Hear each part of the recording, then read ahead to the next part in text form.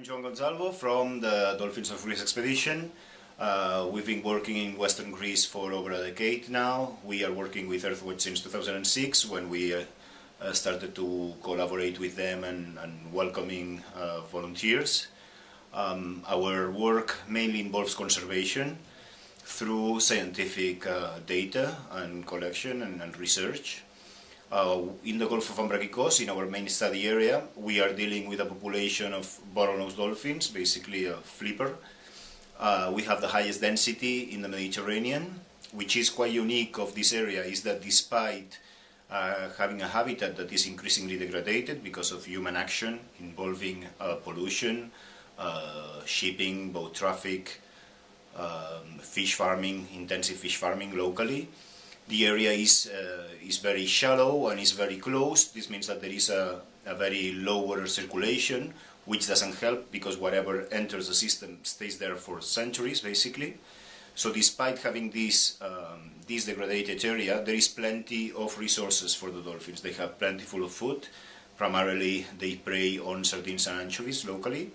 This is due to the fact that industrial fisheries, highly intrusive gear, is not allowed in the area, luckily. So basically the main fishing activity is carried out by small wooden boats with set nets.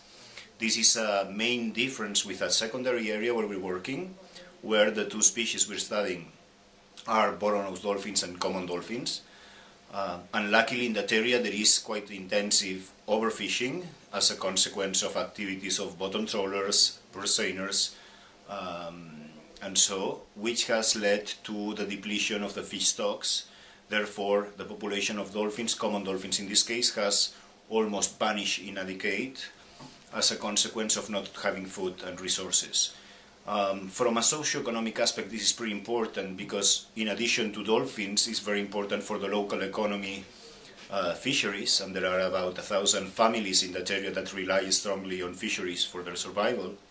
So in a matter of speaking, they are as threatened as dolphins are. So basically what is a kind of a pity is that when we think, or when I think about the Mediterranean, the typical postcard of the small wooden boat and people making a living out of natural resources is a threat now. Local economy is highly depleted as a consequence of overfishing. So we have two areas with two very different threats.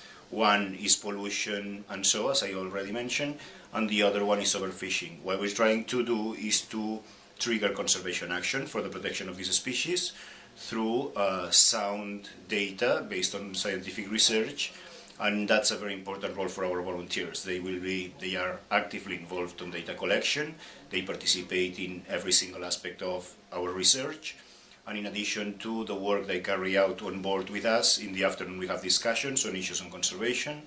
They go through our data and work with us on that, and we try to also convey a conservation message to them in a way that is not important only the research that we're doing, but the kind of environmental education and awareness that we're trying to give to them, in the hope that they spread the word when they go back home, or in some cases they even get started with their own projects. Come to join us. You're needed. If we can continue our work, is because of the support by Earthwatch and by the direct effort and actively involvement of our volunteers. And basically what is needed in our case is this long-term monitoring. Otherwise, without Earthwatch, this wouldn't be possible.